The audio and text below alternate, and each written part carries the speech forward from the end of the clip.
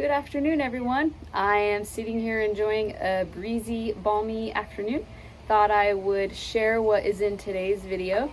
It is the fifth one on our custom home build, and it will include the permanent railing. We took down there was a temporary railing around the balcony of the master, the second story balcony. We took that down and we got up the permanent railing for that. And since most of the exterior work was done, we then went inside and began the interior work. We started plumbing the drains for the showers, tubs, sinks, and then we had to switch gears because our PEX water line, we ordered it and it hadn't come in yet. So rather than waste 3 or 4 days of progress, we switched gears to electrical and we started pulling wires, or I should say Brian and Ryder started pulling wires.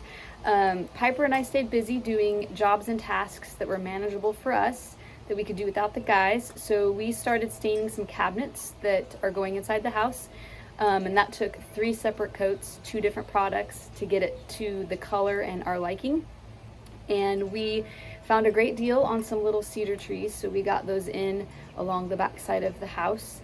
We'll come back to landscaping when everything inside is done. We just happened to find a great deal and thought, why not? And then also at the end of this video, we are including a Saturday night evening burn of some stumps and some undergrowth in our wooded area. And it was just a nice way as a family to spend our Saturday evening relaxing, watching a fire burn, listening to the snap and the crackle. And it just kind of helped us as a family wind down and decompress after a hard week of work. So anyways, we hope you enjoyed this video as well. And thanks for watching.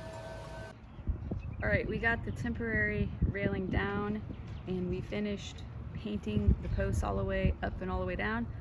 And now Brian is working on putting up the paneling and finalizing the railing up there on the balcony off of the master. So we'll see how today goes. All right, we got some of the handrails up. I stained them. I think it's just like a redwood stain. We either got the stain at Lowe's or Home Depot. I'm not sure which store, but I think it's just a redwood stain that looks kind of like a mahogany. So we are going to, I think we're doing hog wire or hog paneling for the insert. We just got to finish this strip here of the railing and the framing, and then we'll start putting in a hog rail or hog wire. I guess it's called hog wire. So can't wait to see it when it's all done. It's gonna look really nice, especially from down on the road.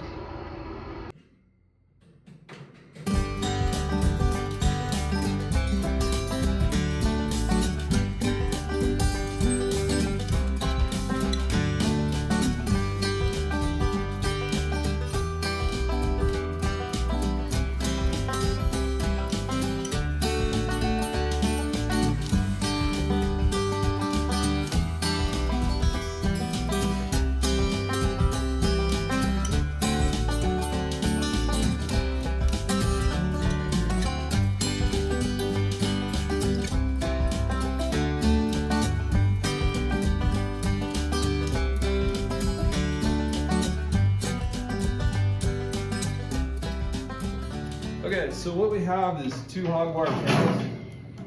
See them? You can see how we took and we used the bolt cutters to cut the hog wire. Now we're going to take, and it's not, the old piece wasn't as long as we wanted it to be, so we're going to kind of overlap it and get these 2 bars together as closely as we can.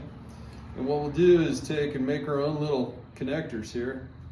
And all you do is just take a pair of pliers, grab a hold of your wire. I got some, I always try to keep bits of this and that around. I found this somewhere. It's a heavy gauge, galvanized piece of wire. You'll find it on job sites. In the back side of the jaws of the wire cutter, or the pliers, is a wire cutter. See that? And so I'm gonna make up some of these little guys, and then what I'm gonna do is simply loop it up and around. I'm gonna give it a little squish there, or crimp. And then I'm gonna pull the tail while I'm holding it down, over and around. They make a tool for this, but when you're on the go and you don't have the tool, you make do with what you have. And so I'm going to take and tidy that up a little bit. I'm going to take and flip this on around.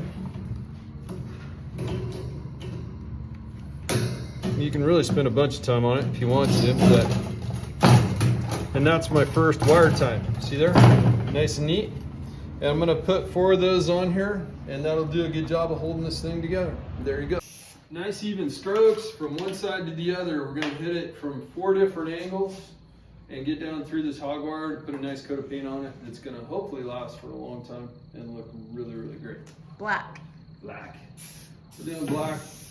It's nice to do black, just like window screens. Something about black, it just makes it easy to see through. And this is why it's so nice to have big, long gorilla arms like mine. Finally, something in life they're good for, because I was a lousy shot with basketball. You were great at football and wrestling, but yes, you were lousy at basketball. Basketball is not my go-to sport.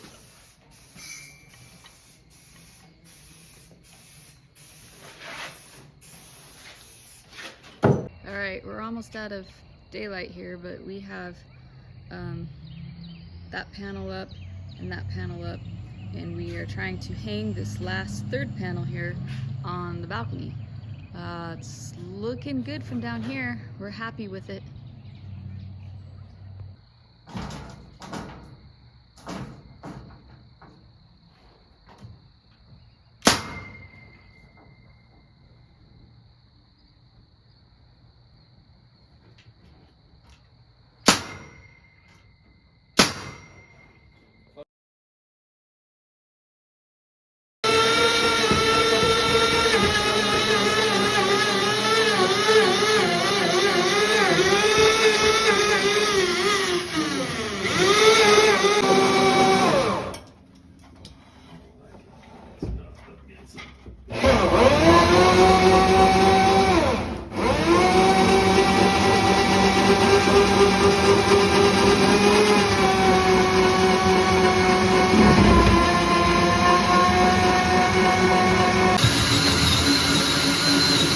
One of the tricks too is to put the battery up against the wall so that when the drill twists, it doesn't try to break your wrist.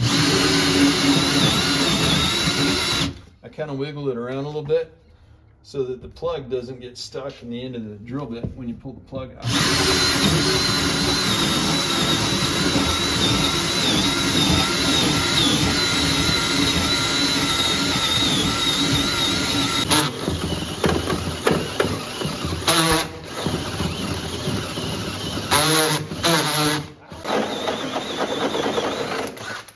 Sounds like the clutch on the drill is broken, and it might be that this little 1/2-inch Makita isn't quite up to drilling a hole of this size.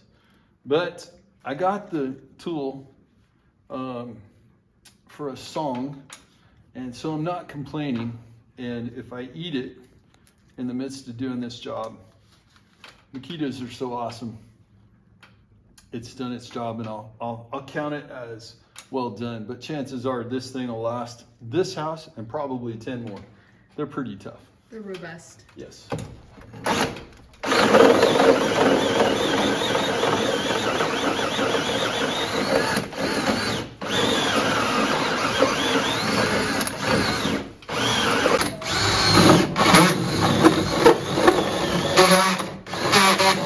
Okay, what I'm doing here, this is so helpful. Lowe's, of all places, and we're coming to find Lowe's and Home Depot are our buddies. True Value Hardware is another great one. This bit right here, it's made by Irwin. It's by far one of the toughest bits I've ever seen. And I'm sure somebody out there knows of a bigger, better bit. But for all intents and purposes, that thing was $64. And it is a mother bear if it gets stuck in something. I mean, by that, it can crush your arm or your hand. So you have to be very careful when you use it. These are extensions that they sell. So you just slide back the slip coupler there. It's kind of like an air hose. And you can put that on. and then you can add to it, so you can really make a long hole. So this is an old Chicago Electric Harbor Freight. It's kind of a copy of a Milwaukee whole hog. These things are great drills, but they're very dangerous. So if this thing pins you to the wall, you need to have the cord somewhere close so you can pull it apart, because if you can't stop it, it's gonna hurt you.